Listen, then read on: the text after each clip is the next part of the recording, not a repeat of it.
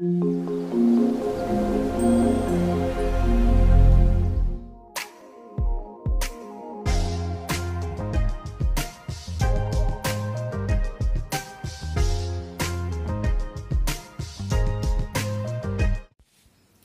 Friends, welcome back to my channel. I am Manoj Kumar. और दोस्तों, आज हम बात करने वाले हैं एक पीएल सीक्वल से रिलेटेड टॉपिक की। और ये टॉपिक आप में से किसी भाई ने हमसे क्वेश्चन में पूछा है कि थोड़ा सा सर फॉर अपडेट के बारे में बताइए।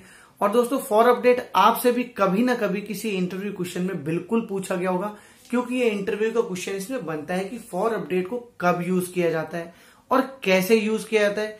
क्या वो रिक्वायरमेंट होती है जब फॉर अपडेट हमारे दिमाग में आना चाहिए कि अब हमें फॉर अपडेट ही यूज करना है, तो कौन सी वो रिक्वायरमेंट्स होती हैं, उनको आज हम इसी वीडियो में जानेंगे दोस्तों। तो सीधे लेके चलता हूं बोर्ड पे। बोर्ड पे मैंने सिंपल लिखा हुआ है फॉर अपडेट। मतलब फॉर अपडेट का जो यूज है वो हम समझेंगे, कहां यूज होता है। सबसे पहले तो ये समझ लेते हैं।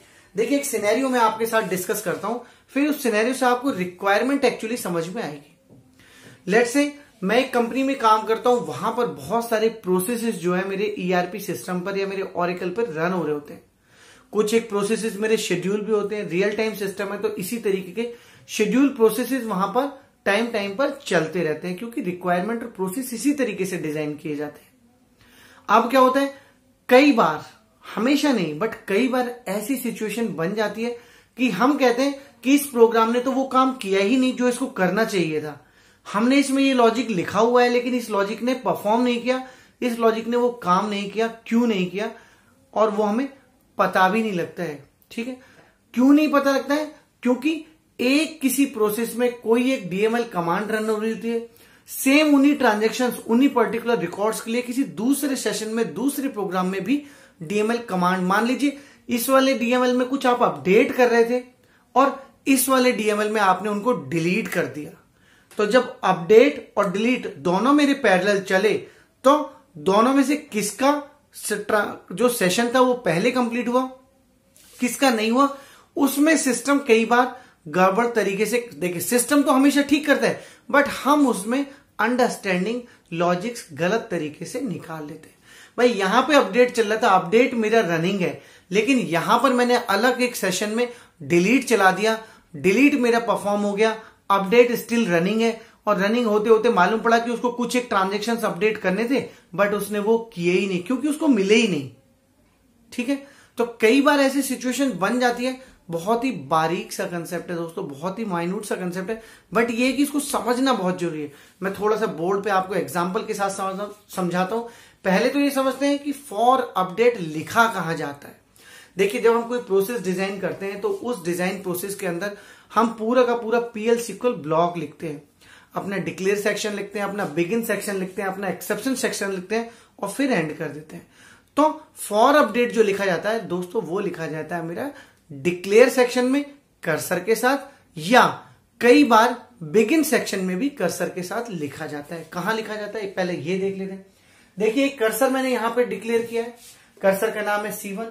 एक क्वेरी लिखी है जो कुछ एक डेटा लेके आ रही है, किसके लिए, डिपार्टमेंट 10 के लिए वो एक डेटा लेके आ रही है। ठीक है दोस्तों, डिपार्टमेंट 10 के लिए कुछ एक डेटा आ रही है। मान लेते हैं, एग्जांपल के तौर पे मान लेते हैं कि ये 3 नंबर ऑफ रोज जो है वो फेच करके ला रही है। अब अभी सोच के चलिए, मैंने फॉर अपडेट नहीं लिखा हुआ है, तो क्या होगा, ये लेके आई, मुझे कोई टास्क परफॉर्म करना था, मैंने कर दिया।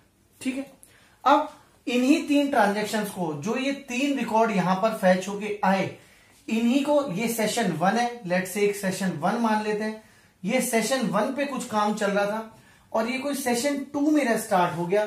सेशन 2 में मैंने इन्हीं 3 रिकॉर्ड को डिलीट कर दिया, इन्हीं 3 रिकॉर्ड को डिलीट कर दिया। अब मेरे प्रोग्राम को कुछ अपडेट करना था, और वो अपडेट हुआ ही नहीं। क्यों? क्योंकि वो ट्रांजेक्शन उसको वहां पर मिले ही नहीं। प्रैक्टिकल में जरूर देखेंगे, बिल्कुल अच्छे से देखेंगे, समझ में भी आ जाएगा।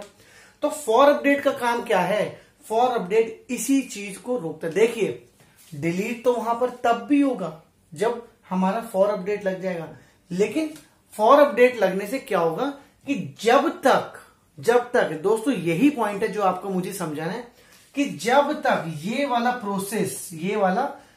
प्रोसेस सेशन 1 में मेरा कंप्लीट नहीं होता है, कंप्लीट नहीं होता, मैं बार बार बोल रहा हूं दोस्तों, जब तक मेरा सेशन 1 पूरी तरह से कंप्लीट नहीं होता है तब तक ये 3 रिकॉर्ड मेरे क्या रहेंगे, ये 3 रिकॉर्ड रहेंगे मेरे लॉक।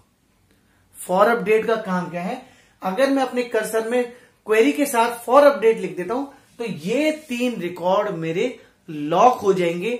और अगर ड्यूरिंग दिस टाइम, जिस टाइम पे ये परफॉर्मेंस या ये मेरा प्रोग्राम चल रहा है सेशन 1 पे, उस टाइम पे किसी भी सेशन पे अगर मैं कोई भी डीएमएल परफॉर्म करना चाहूंगा, चाहे वो इंसर्ट हो, अपडेट हो, डिलीट हो, फॉर दीज 3 ट्रांजेक्शन, कौन सी, जो डिपार्टमेंट 10 की 3 ऑर्डर्स हैं, जो डिपार्टमेंट 3 के 3 रोज हैं, उन पे कोई भी एक्शन परफॉर्म करना चाहूंगा, वो तब तक परफॉर्म नहीं होगा जब तक मेरा ये वाला फर्स्ट सेशन वाला प्रोसेस जो है वो कंप्लीट नहीं होगा। पहले ये पूरा अपडेट चलेगा, उसके बाद जब ये पूरा कमिट हो जाएगा, कमिट होने के बाद इसका लॉग प्रिंट हो जाएगा, हम लॉग में देख भी सकते हैं कि अपडेट करने के बाद इसने क्या किया, अपडेट हुआ भी कि नहीं हुआ, उसके बाद ही सेशन 2 चलेगा। बट अगर हम फॉर अपडेट नहीं लिखते हैं तो दोस्तों क्या होता है, तो मेरा फॉर अपडेट के बिना ये इसको लॉक नहीं करेगा, इस प्रोसेस को भी पैरेलल चला के रखेगा, इसको भी पैरेलल चला के रखेगा, और होगा क्या कि मुझे कुछ भी प्रोसेस जो है, देखिए मैंने एग्जांपल आपको जरूर डिलीट और अपडेट का दिया है, बट सिनेरियो जब प्रोसेस हम डिजाइन करते हैं वहां पर इतने कॉम्प्लिकेशंस क्रिएट हो जाते हैं कई बार कि हमें आइडेंटिफाई करना भी टफ हो जाता है, हमें ये पता ही नहीं चलता है कि एक्चुअली सिस्टम ने किया क्या और ये हुआ क्यों।